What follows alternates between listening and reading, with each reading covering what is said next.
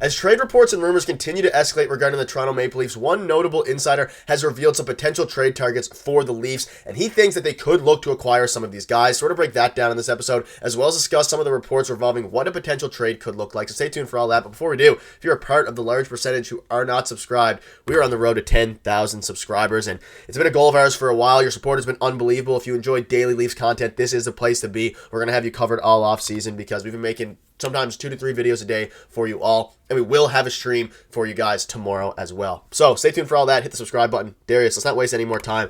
David Pagnotta, on one of his recent podcasts, his notable insider, has linked a lot of potential trade options for the Toronto Maple Leafs. We're looking at Scott Lofton, Boone Jenner, and Mario Ferrero. And if you think back to the trade deadline, a lot of similar names there, specifically with Boone Jenner and Mario Ferrero. And there's some other guys as well that we'll get into for free agents. We'll probably discuss those in depth as well. But Darius, this is interesting, and obviously we had a video yesterday discussing some potential trade packages for goalies, but it's not just the goalie market that the Toronto Maple Leafs are seemingly looking to be involved in, and quite frankly, it looks like this team is going to look much, much different come the start of the season in October next year.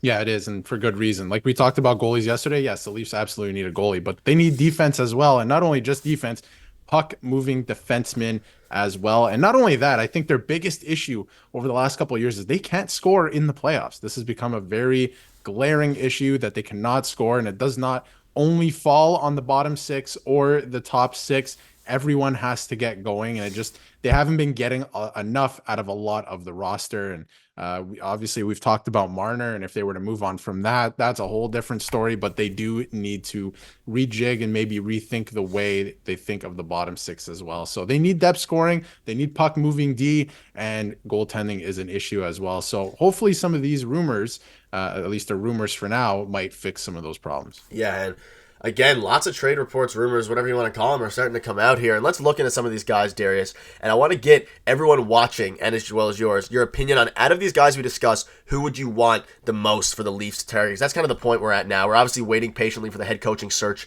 to get underway. And that's when these really moves will start happening over the next few weeks and months. But Darius, let's start with Boone Jenner. This is a guy we spoke about a while ago at the trade deadline. He's obviously a center, put up 35 points last year for the Columbus Blue Jackets. And the Jackets are a horrible team. They're in a spot where they could look to give up some of these guys for assets.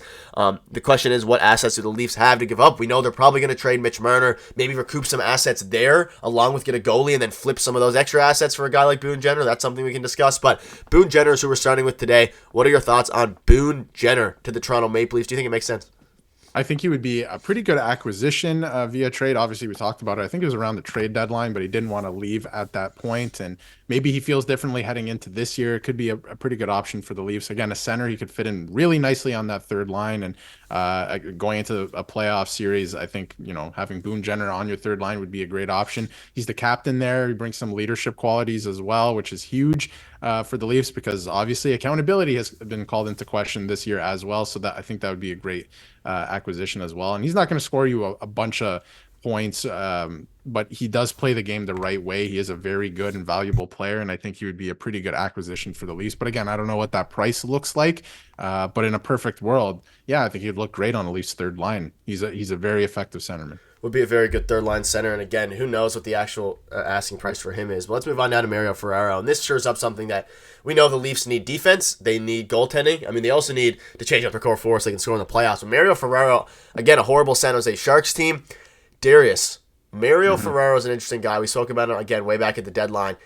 Only 25 years old. He would be a fundamental piece of their core going forward if they're able to acquire him. It would cost a little bit, but he could be a very, not necessarily a number one D-man, but a guy who could help the Leafs' depth going forward to where they don't have to keep scrambling to acquire D-men at each trade deadline. I just think because they have to acquire him via trade, it doesn't make much sense for the Leafs because they do have a bit of a logjam now, especially with left-handed defensemen.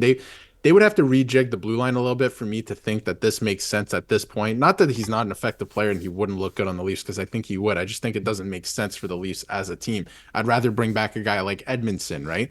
And it could make sense to bring in a guy like this. It just depends what the package is because he was highly sought after at the trade deadline. So has that changed, right? I'm not sure it really would. So would make sense for the Leafs in the way that he's a great player, but I just think there's a bit of a logjam at the left shot defenseman position for the Leafs. So not sure that ends up working out, but I think he's a great player. And if he were to come to the Leafs, I think it would be all right for for both parties, it would be all right. But I just don't see that happening. Yeah, they were linked to him in the past. The issue is left shot defenseman. But if they really want to change things up, I could see a world if they're fully switching things up where they maybe give some assets out for him. But let's start getting into some of the other guys here now. Let's hit a couple here at a time. So this one is Dakota Joshua. He is he's an interesting one. Vancouver Canuck. He's obviously still in the playoffs right now. It would be an interesting one in the sense of potentially, who knows if the Canucks are going to want to fully move him. But what are your thoughts on Dakota Joshua? There's been some reports and rumblings of Leafs fans eager to potentially get him, as well as Victor Arvidsson. You can discuss as well. A bit of a less flashy guy. Yeah, both of these would be free agents, so more likely, I think, than trade acquisition. But Dakota Joshua, former Leafs draft pick, and now he's playing very well with the Vancouver Canucks and kind of found his footing now more recently in the NHL. Again, he's the type of guy, I'm not going to compare him to Boone Jenner, but the same type of production. So he would be like a third, like bottom six guy, right? But then come playoff time, like he has 7 points, I believe, in 9 games so far this playoff run with the Canucks. He's been super effective. So I think he could be a really, really good option for the Leafs. And like you said, where there's smoke, there's fire. A lot of people are talking about him potentially coming to the Leafs. I'm not sure if Tree Living sees that as a fit, but I think it would be pretty interesting. I think he'd be great for playoffs. I just don't know if he fits the mold of exactly where they want to go and take the team. But I think he would be an effective player either way. So I wonder if they do take a look at him, and he'll be a free agent. So that would be more likely. And then in terms of Arvidsson, he's been great for the LA Kings as well. A little bit of a smaller player, but he's put up some decent points this year. Almost a point a game player. Missed some time as well. So he is an effective player. Definitely an effective player. I just wonder about the size. Again, size doesn't matter too much in the NHL now.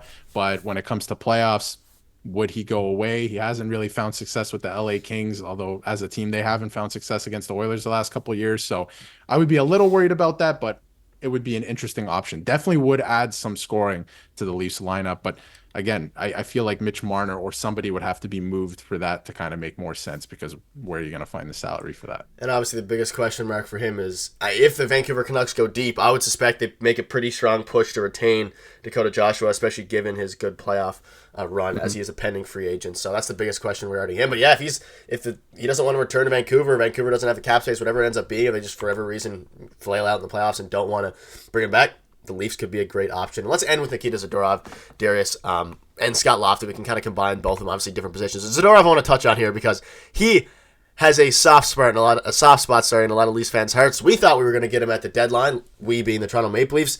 Ultimately, they got traded to the Canucks. Nikita Zadorov, Darius, what are your thoughts on this guy? I know I just said what I said about left shot defensemen and Mario Ferraro and all of that. This would make complete sense. This would be perfect. And I think that they were looking at him at the trade deadline, but they didn't have the assets to acquire him at the time. But I'm pretty sure he's a free agent heading into this summer. So I wonder if he does want to go to the Leafs. I'm pretty sure there were some rumblings with his agent, even after a game that the Flames played the Leafs in, saying he wanted to go to Toronto. So I wonder if that does end up happening. He's a big body. You can see what he's doing for the Canucks in the playoffs so far. He's been a great acquisition for him since they got him in, I believe, November. So this would make a lot of sense for the Leafs. I think you find room on the left side if you were able to acquire this guy. He would really help in the playoffs, like I said again. Not trying to, graze over the regular season or anything, but we know the Leafs are going to be a very good regular season team again. It's just when you get to the playoffs, when it matters, you need difference makers. And he wouldn't even be bad during the regular season. He's still a pretty effective defenseman. So I think that makes perfect sense, and I would look for that to happen, actually. Yeah, and then Scott Lofton as well. We'll probably cover him in a future video. Another interesting guy from the Philadelphia Flyers, who played all 82 games last year for them, so it could be an interesting fit there for some more depth in the center position. But that'll wrap it up. Let us know out of all these guys which one you want to see on the Maple Leafs the most. I think I have a guess, might be Nikita Zadorov, but let us know. And thank you guys for watching. Make sure to subscribe button, run the road to 10,000, and we'll see you soon.